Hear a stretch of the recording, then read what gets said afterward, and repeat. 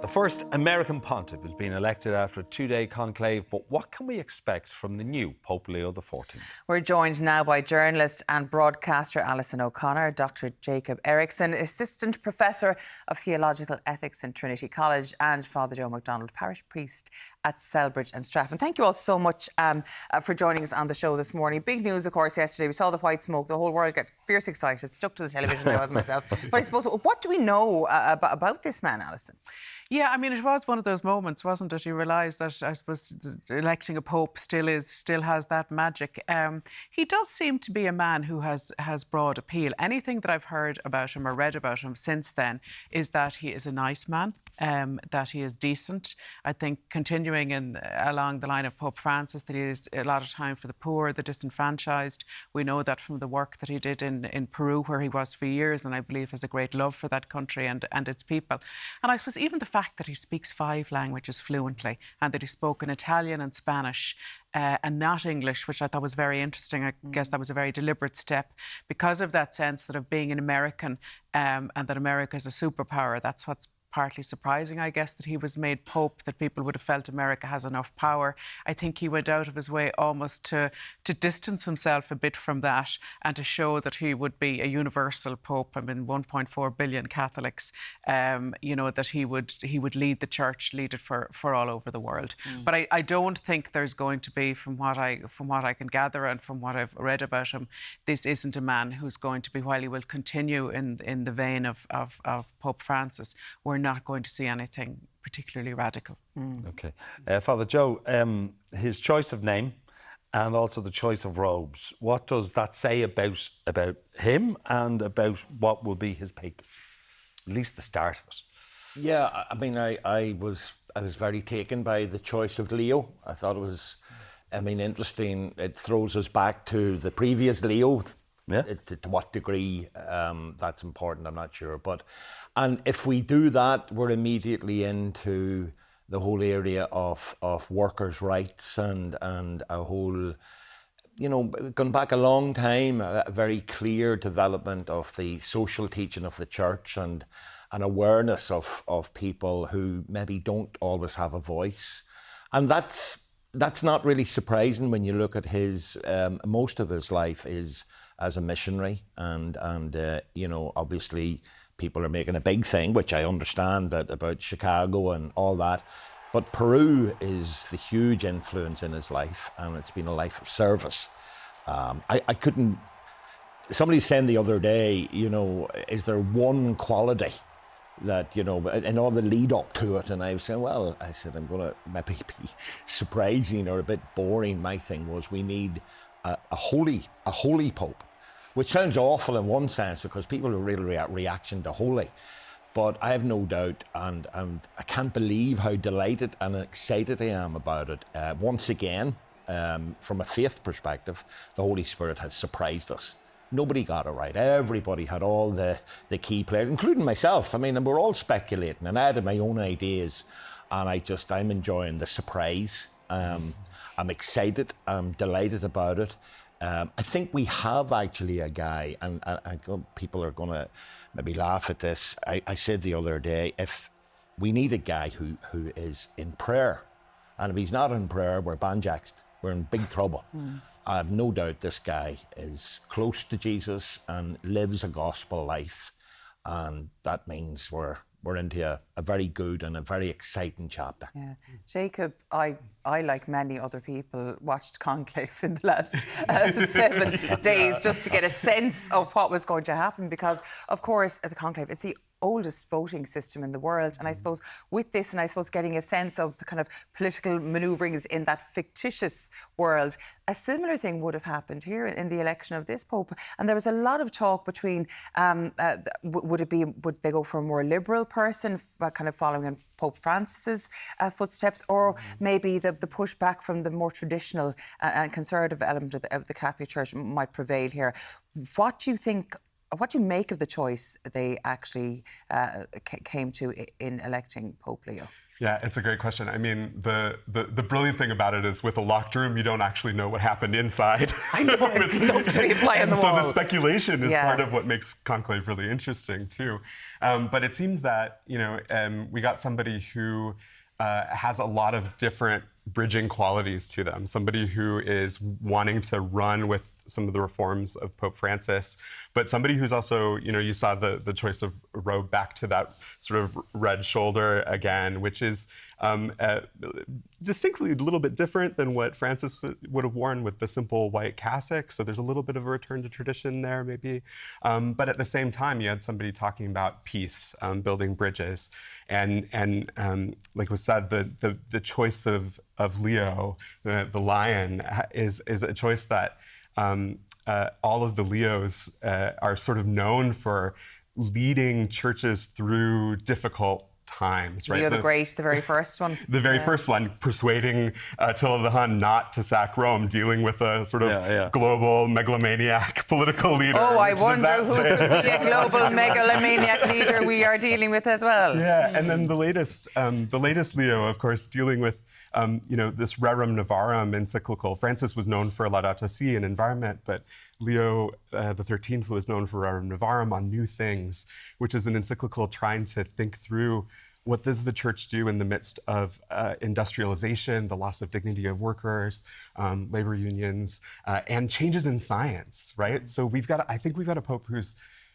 really thinking about how do you build on the legacy of Pope Francis and at the same time read it into some new political and ethical issues in a different kind of way. Now, Pope Leo, he's been a cardinal for only a couple of years. So Pope Francis kind of almost, shall we say, fast-tracked him into the position that he wound up in. So was there like a succession plan in Pope Francis's mind when he brought Robert Prevost into the Vatican?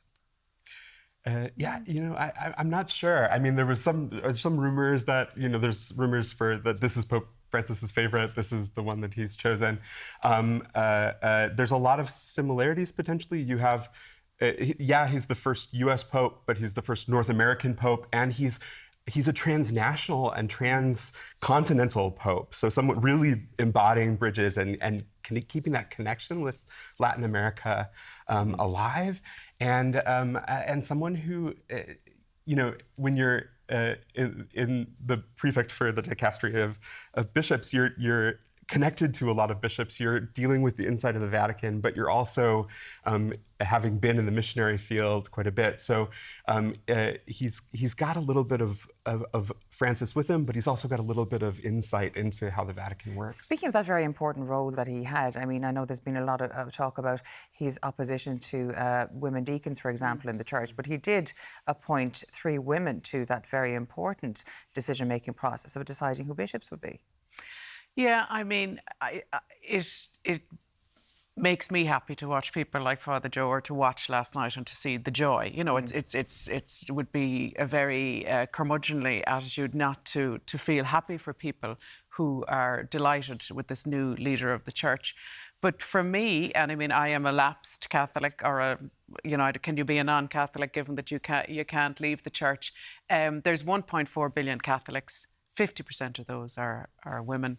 I would never be happy with just this kind of piecemeal approach. And it doesn't strike me that there are, from what Pope Leo has said previously, that there are ever going to be women priests. And that, to me, is just a basic injustice and an inequality. But I also think that, having looked at it after Pope Francis died, that there would be a schism in the church if that happened, particularly if you look at even in relation to this very fundamentalist movement, even in the US now, and also in the other parts of the world where the church is very much growing, we'll say in Africa and that, where there is no momentum at all towards women priests. But it's anathema to me that you would be involved in something or give your whole life or your heart to something where there is that kind of injustice. And I suppose you can say similarly for LGBTQ people. I know that Pope Francis was seen to have reached out a hand somewhat there, but with other issues, the catechism never changed. There was never any fundamental change in the churches or any actual rule change. I wouldn't necessarily see that. So, I mean, that is an entire group of people as well who I guess won't be seeing any change throughout the reign of Pope Leo. And it's likely to be quite a long reign, given that he is, or lengthy enough anyway, given that he is 70, nearly 70. That's young enough, isn't it, really, for Is he for a 68 or pope? 69? He's 69. 69, I think he's I 70, think. he's 70 So, this year. you know, I think that does show, in choosing him, it does show that those sort of fundamental questions of the church, that they're not going to change. Father Joe, when we look at, I suppose, the legacy of Pope Francis and how that might be continued here, I know Francis was very vocal about the fact that embracing of other religions, saying it's all the one God, wherever you are born, kind of dictates how you worship and practice your faith. I suppose Leo, because of his missionary work and his, I suppose, global appeal, would have a similar outlook. I mean, I know you can make too much of this. I was, as we all were, watching him as he emerged, you know, and I was taken by things like just physically how he looked. I was taken by his smile. I was taken by his emotion. You know, I think this guy is, and I very much concur with lots of what Alison was saying there, but I do feel he might surprise us in the sense of, I think he might bring more unity.